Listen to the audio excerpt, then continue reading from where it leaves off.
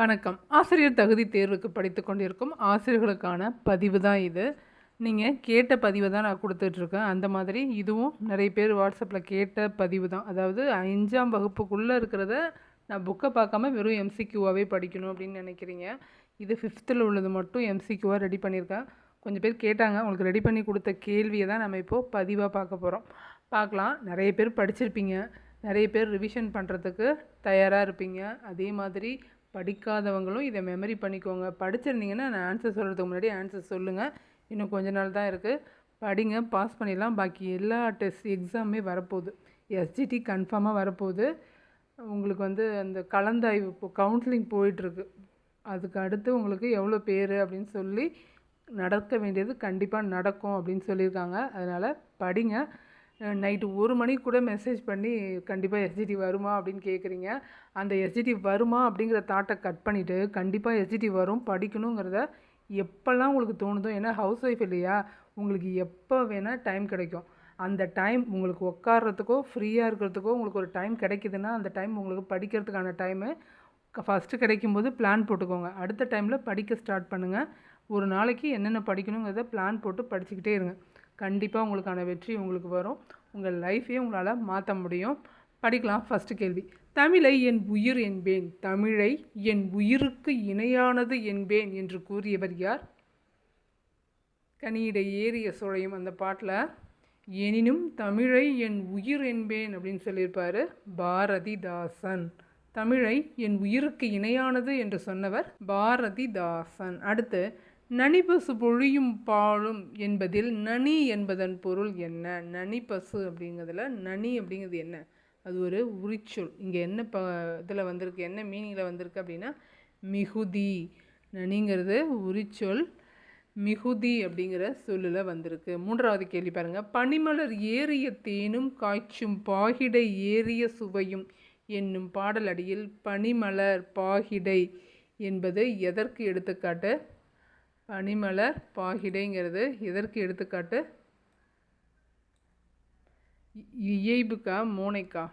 பாப்பான்னு வந்திருக்கு இல்லையா, அப்போ அது மோனைக்கு எடுத்துக்காட்டு. அடுத்து, கனியிடை ஏறிய சுழையும் முற்றல் கலையிடை ஏறிய சாரும் என்ற பாடல் வரியில் இடம்பெற்றுள்ள கவிதை எது? இந்த பாடல் வரி எந்த கவிதையில் இடம்பெற்றிருக்கு அப்படின்னு கேட்டிருக்காங்க. அப்படின்னா தமிழின் இனிமை என்னும் பாடலில் தான் இந்த பாடல் வரிகள் இடம்பெற்றிருக்கு. அடுத்து 5வது கேள்வி.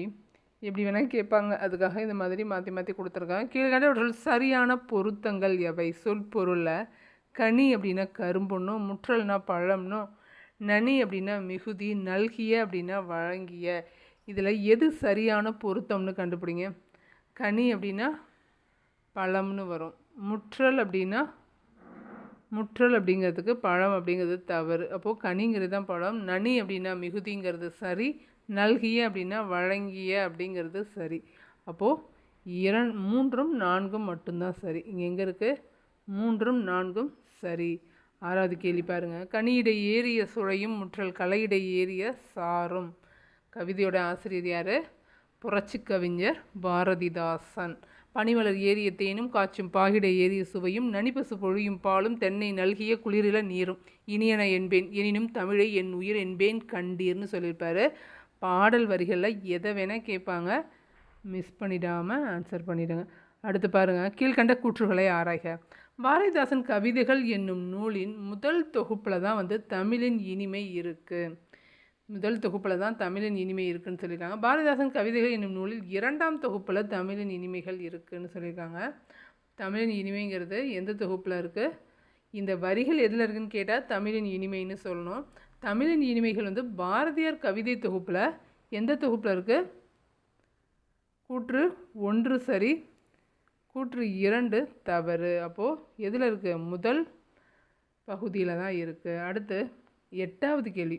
பாரதியாரின் மீது கொண்ட பற்றினால் பாரதிதாசன் என்று தன் பெயரை மாற்றிக்கொண்ட கவிஞரின் இயற்பெயர் என்ன? அதாவது பாரதிதாசனோட இயற்பெயர் என்ன அப்படின்னு கேட்டிருக்காங்க. பாரதிதாசன் இயற்பெயர் கனக சுப்புரத்தினம். கனக சுப்புரத்தினம்ங்கிற பெயரை தான் பாரதிதாசன்னு மாற்றிக்கிட்டாரு. புரட்சி கவிஞர் பாரதிதாசன் பிறந்த ஊர் எது? ஆன்சர் புதுச்சேரி, பாண்டிச்சேரியில் பிறந்தார். கலை சிறப்பு அகரம் வருது இல்லையா? கலை என்ற சொல் உணர்த்தும் பொருள் என்ன? கலை அப்படின்னா இந்தலை கிடையாது. கலை அப்படிங்கிற சொல் உணர்த்தும் பொருள் என்ன? கழைக்கரும்பு. காடெல்லாம் கழைக்கரும்புன்னு 9th வரும். கலைனா கரும்பு. அடுத்து 11வது கேள்வி பாருங்கள். இல்லாரை எல்லோரும் எள்ளுவர். இதில் எள்ளுவர் என்பதன் பொருள் என்ன? இல்லாரை எல்லோரும் எள்ளுவர், செல்வரை எல்லோரும் செய்வர் சிறப்பு அப்படின்னு ஒரு பாடல் வரும். எள்ளுவர் அப்படின்னா என்ன? ஆன்சர் இகழ்வர். எள்ளுவர்னா இகழ்வர். கனி இடை பிரித்து எழுதுக. கனி இடை. ஆன்சர் கனி கூட்டல் இடை அப்படிங்கிறது தான் கனி இடை. அடுத்து எண்ணுயிர், இதை பிரித்து எழுதுக. எண் கூட்டல் உயிர் தான் வந்து எண்ணுயிர். எண் கூட்டல் உயிர் எண்ணுயிர். பனி கூட்டல் மலர், இது இயல்பா புணருது. பனி மலர். பனி மலர். கீழ்கண்ட கூற்று மற்றும் காரணத்தை ஆராய்க. கனி இடை கழை இடை என்பவை மோனைச்சொற்கள். முதல் எழுத்து ஒன்று போல் வருவது மோனைச்சொற்கள் என்பர். கரெக்டா? கன்னு வந்திருக்கு. அப்போது கூற்றும் சரி, காரணமும் சரி. கூற்று காரணம் இரண்டும் சரி அப்படிங்கிறது தான் இதுக்கு சரியான விடை. அடுத்து 2வது பாருங்கள். 16வது கேள்வி. இதுலேயும் 2 கூற்றுகள் கொடுத்துருக்காங்க. பாடலில் 2வது எழுத்து ஒன்று போல வருவது. பாடல்னு வராது, சொற்கள். பாடல் வரிகளில் ஒவ்வொரு சொல்லுக்கும் 2வது எழுத்து ஒன்று போல வருவது எதுகை? பனிமலர், நனிபசு. இதில் என்ன வந்திருக்கு? எதுகை சொற்கள் வந்திருக்குன்னு சொல்லியிருக்காங்க. எதுகைன்னா என்னென்னு தெரிஞ்சுக்கோங்க. 2வது எழுத்து ஒன்று போல வருவது என்னது? எதுகை. பனிமலர், நனிபசு. இதுலேயும் கூற்று 1, கூற்று 2 ரெண்டுமே சரியானவை. அறிவு நிலா அப்படின்னு ஒரு உரைநடையில் மையக்கரு என்ன? அறிவு விழா அப்படின்னு ஒரு லெசன் இருக்குது. நீங்கள் வந்து லெசனே எடுத்துக்கிட்ருக்கீங்க இல்லையா? அந்த லெசன்லேருந்தும் கேட்டாங்கன்னா, கேட்க வாய்ப்பு கம்மி தான், இருந்தாலும் கேட்டாங்கன்னா ஆன்சர் பண்ணிடுங்க. 17வது கேள்வி. அறிவு நிலா அப்படிங்கிறது வந்து புதிர் விளையாட்டு பாடம். நீங்கள் ஒரு தடவை புக்கை புரட்டி பார்த்தீங்கன்னா கூட உங்களுக்கு ஞாபகத்தில் இருக்கும். இது வந்து புதிர் சொல்கிற மாதிரியான ஒரு லெசன். புதிர் விளையாட்டு. பாட்டியால் அறிவு நிலா என்று அழைக்கப்பட்ட சிறுமியார்? கவிநிலா. அவங்க தான் வந்து அறிவு நிலா என்று அழைக்கப்பட்டாங்க. உனக்கு சொந்தமான ஒன்றை மற்றவர்கள் அதிகம் பயன்படுத்துவார்கள். அது என்ன? உனக்கு சொந்தமான ஒன்று, அது அதிகம் மற்றவங்க தான் பயன்படுத்துவாங்க அப்படிங்கிற புதிர் வந்து உன்னோட பெயர் தான். அடுத்து தற்போது என்ற சொல்லுக்குரிய பொருள் என்ன? தற்போது என்ற சொல்லுக்குரிய பொருள் இப்பொழுது அப்படின்னு பொருளாகும். அடுத்து 21வது கேள்வி. குறிப்பேடு என்ற சொல்லை பிரித்து எழுதுக. குறிப்பு கூட்டல் ஏடு அப்படின்னு தான் வரும். குறிப்பேடு. குறிப்பு கூட்டல் ஏடு குறிப்பேடு. 22வது கேள்வி. எதை எதையோ, இதை பிரிச்சிங்கன்னா இப்படி வரும். எதை எதையோ அப்படிங்கிறத பிரித்தா எதை எதையோ அப்படின்னு வரும்.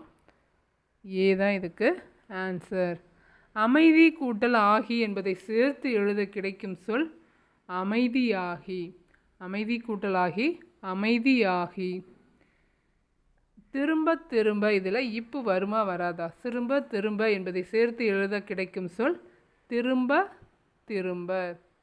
இத்து வரும். திரும்ப திரும்ப அப்படின்னு வரும்.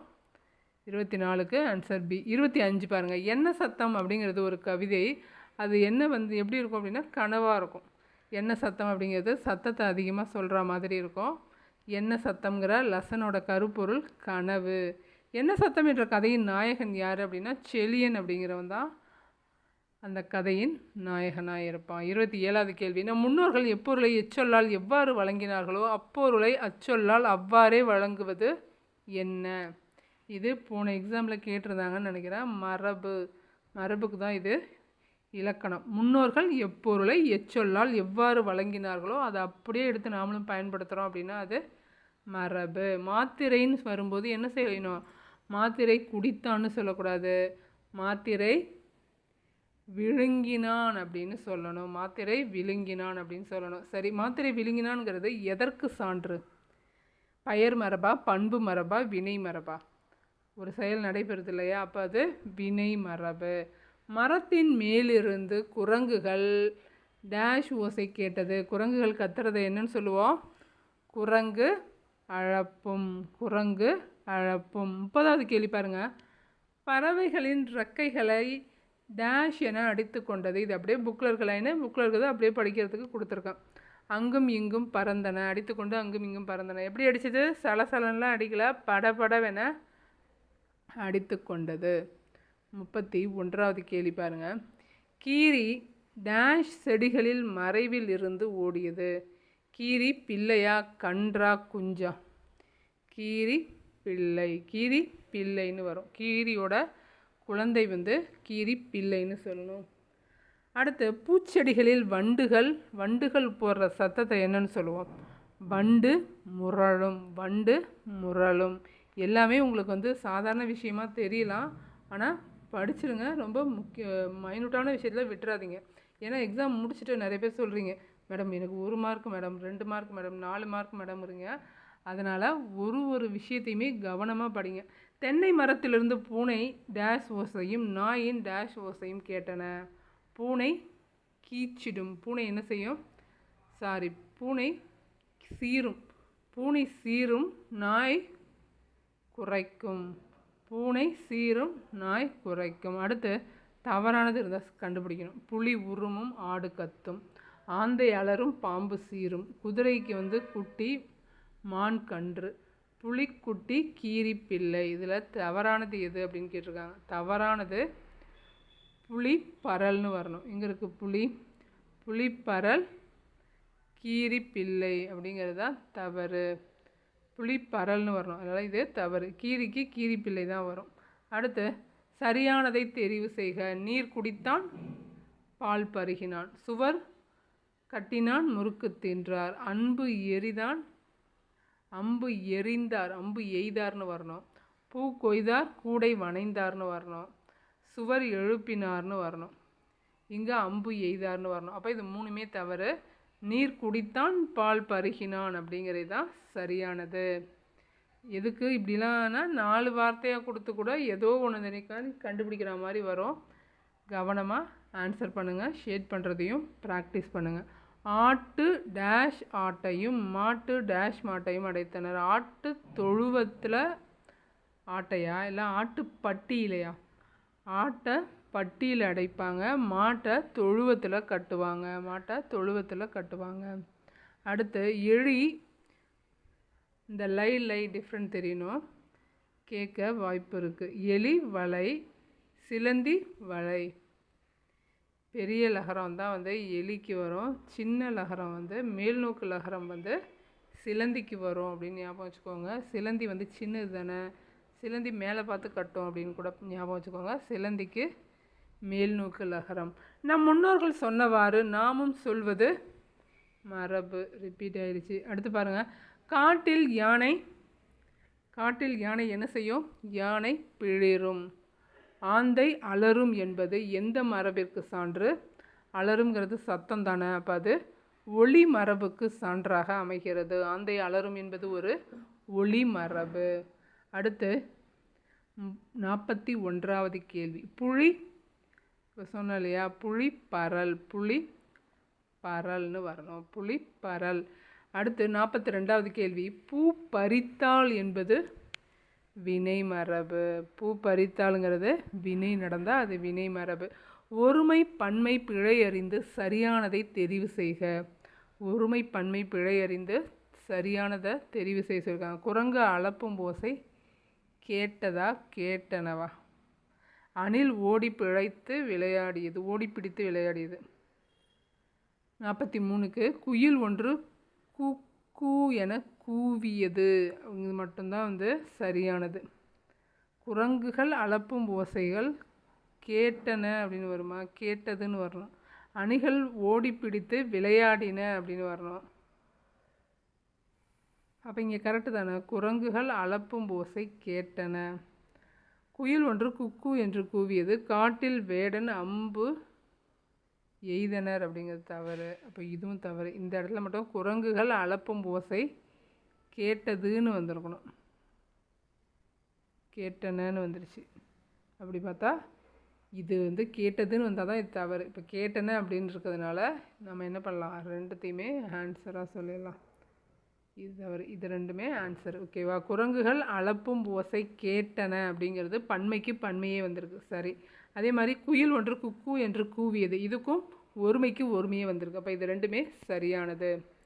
அடுத்து நகரம் நகரம் நகரம் இலக்கண நூலார் எவ்வாறு சொல்லுவாங்க? இது டேக் அடுத்து வர்றதுனால இது தன்னகரம், இது டேக் அடுத்து வர்றது. அதே மாதிரி தா மாதிரியே இருக்கிறதுனால இது தன்னகரம்.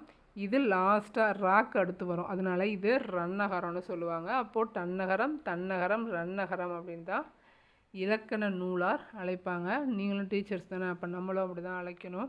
மேகக்கூட்டங்கள் எவை போன்று இருந்தன? மேகக்கூட்டங்கள் எவை போன்று இருந்தன? பஞ்சு பொதிகள் போன்று இருந்தது. பச்சை பசேல், இதில் பச்சை பசேல் அப்படிங்கிறது எதை குறிக்கும்? செரியினையை குறிக்கும். காற்று சிலு சிலுவென்று வீசியது, சிலு சிலு அப்படிங்கிறது என்ன வரும்? இரட்டை கிளவி. பிரிக்க முடியாது, பிரித்தாலும் பொருள் தராது. பிரித்து பாருங்கள், பொருள் தருதா? சிலுனா என்ன பொருள்? இல்லை இல்லையா? அப்போ இது இரட்டை கிளவி. வாக்குண்டாம் என தொடங்கும் நூல் எது?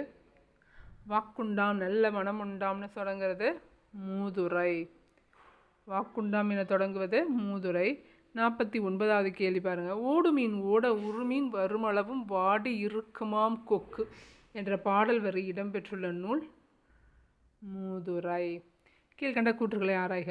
கடைசி கேள்வி. பட்டறிவினால் உணர்ந்த உண்மையினை உரைக்க நீதி கருத்துக்களை உடைய நூல் தான் மூதுரை. மூதுரையின் ஆசிரியர் ஔவையார். இரண்டுத்துக்கும் கூற்று காரணம் இரண்டுமே சரியானது. ரெண்டு கூற்றுமே சரியானது. பட்டறிவினால் உணர்ந்த உண்மையினை உரைக்கும் நீதி கருத்து எதுன்னு கூட கேட்கலாம். ஆன்சரை ரெடியாக வச்சுக்கோங்க. கரெக்டாக ஆன்சர் பண்ணிவிடுங்க. 50 கேள்வி முடிஞ்சுது. பேலன்ஸ் கொஷினையும் அடுத்த பதிவில் பார்க்கலாம். 8th பேலன்ஸ் கொஷினையும் பார்க்கலாம். தொடர்ந்து ரிவைஸ் பண்ணிக்கிட்டே இருங்க. நன்றி, வணக்கம்.